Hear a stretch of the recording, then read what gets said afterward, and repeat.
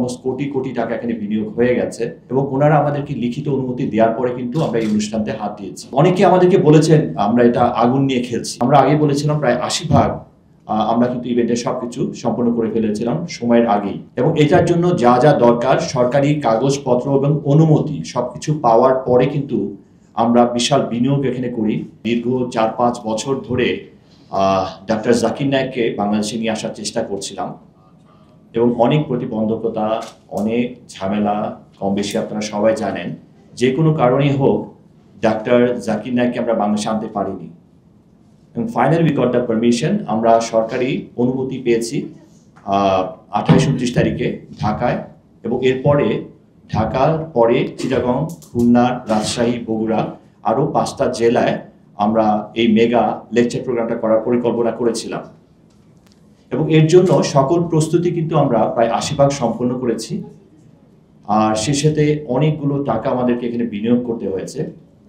আর আমরা কিছুটা আমরা জানিয়েছিলাম মিডিয়ার মাধ্যমে, ইনফ্যাক্ট যদিও আমরা কোনো প্রেস কনফারেন্স আগে করিনি, আমাদের অফিসিয়াল প্রেস কনফারেন্স লঞ্চিংটা আমরা চেয়েছিলাম 8-9 তারিখের দিকে করতে।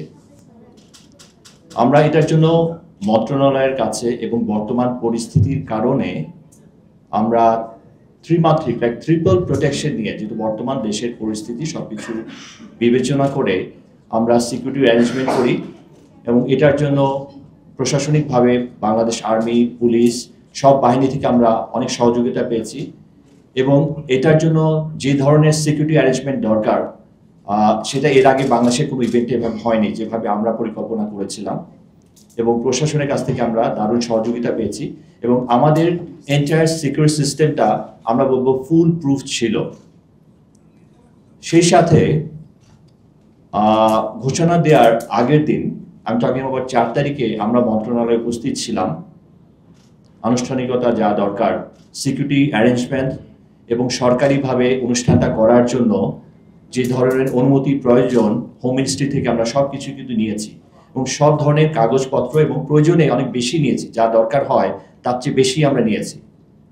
যেমন আমাদের যে ভেন্যুটা ছিল সেটা আমরা নির্ধারণ করেছিলাম প্রথমে সারোয়ার্দী উদ্যান, পরে দেখলাম যে দর্শক সমাগম অনেক বেশি হবে, পরে আমরা বাণিজ্য মেলার যে মাঠটা, আগে যে বাণিজ্য মেলা হতো সেই মাঠে আমরা এটা পরিকল্পনা করি এবং যখন দেখলাম যে দর্শক বা উপস্থিতি আরও বেশি হতে পারে, পরবর্তীতে আমরা ঢাকায় বাংলাদেশ প্যারেড গ্রাউন্ডে ইভেন্টটা করার পরিকল্পনা করি এবং এটার জন্য যা যা দরকার সরকারি কাগজপত্র এবং অনুমতি সবকিছু পাওয়ার পরে কিন্তু আমরা বিশাল বিনিয়োগ এখানে করি এবং এই ইভেন্টটা সফলভাবে করার জন্য সার্বিক সহযোগিতা, প্রশাসন সবার সাথে আমাদের রেগুলার যোগাযোগ ছিল এবং এটা সিকিউরিটি ডিজাইন যা যা দরকার সব কিছু আমরা সম্পন্ন করেছি।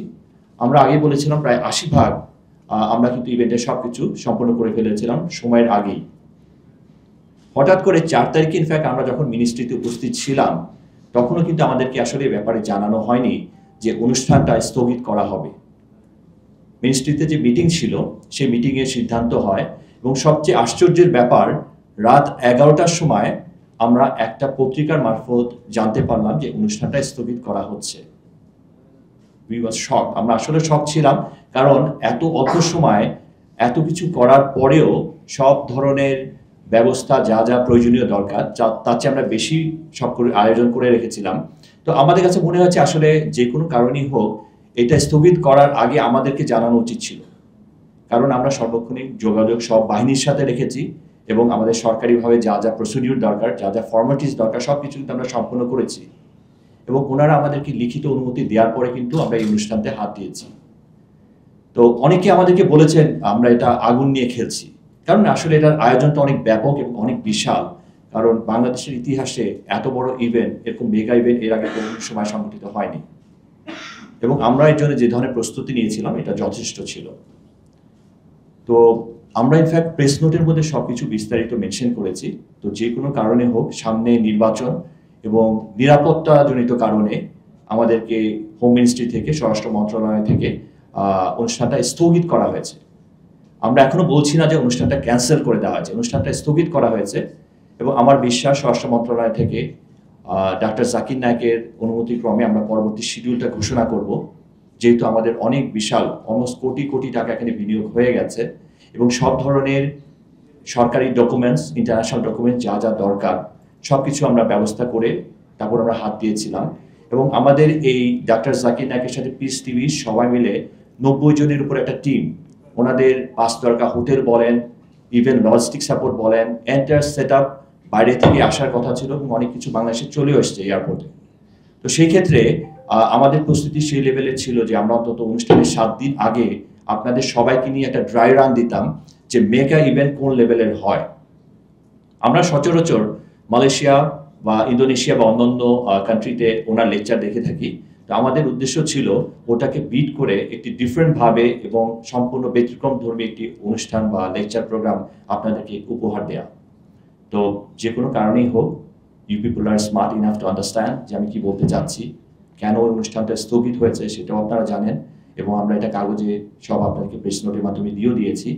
তো আজকে আপনাদেরকে এটা আনুষ্ঠানিকভাবে জানানো যে অনুষ্ঠানটা আমরা করতে পারছি না এই মুহূর্তে, সরকারিভাবে এটাকে স্থগিত করা হয়েছে, এবং আমরা সম্ভবত মার্চের দিকে সরকার অনুমতি দিলে আমরা সেম একইভাবে, যেহেতু সব ধরনের অ্যারেঞ্জমেন্ট রেডি হয়ে আছে, আমরা এই অনুষ্ঠানটা নির্বাচনের পরে হাত দেব। আর ডিটেইল প্রেস নোট আমরা আপনাকে দিয়ে দিয়েছি, আমাদের বক্তব্যটা বিস্তারিত সব এখানে দেওয়া আছে। আমাদের উপরে অনেক প্রেশার আছে, আপনারাও বুঝতে পারছেন। পত্রপত্রিকায় মোটামুটি সবই লেখালেখি হয়েছে, যদিও আমরা আনুষ্ঠানিকভাবে কোনো কিছু জানাইনি। দু একটা যা পত্রপত্রিকা বা ফেসবুকে আমরা দেখছি সবই কিন্তু বিচ্ছিন্নভাবে অনেক কিছু প্রকাশ হয়ে গেছে। আর এই অনুষ্ঠানটা সফলভাবে সম্পূর্ণ করার জন্য আমরা সবাইকে নিয়ে, সবাইয়ের সাথে আলোচনা করে এবং অনুমতি নিয়ে কিন্তু এটা করেছি। সবাইকে বলতে আমি বুঝাতে চাচ্ছি দল মত নির্বিশেষে সবাইকে নিয়ে। এই অনুষ্ঠানটা আয়োজন করার সময় আমাদের কাছে অনেক ধরনের প্রেশার এসেছিল, অনেক ধরনের প্রশ্নের সম্মুখীন আমরা হয়েছি।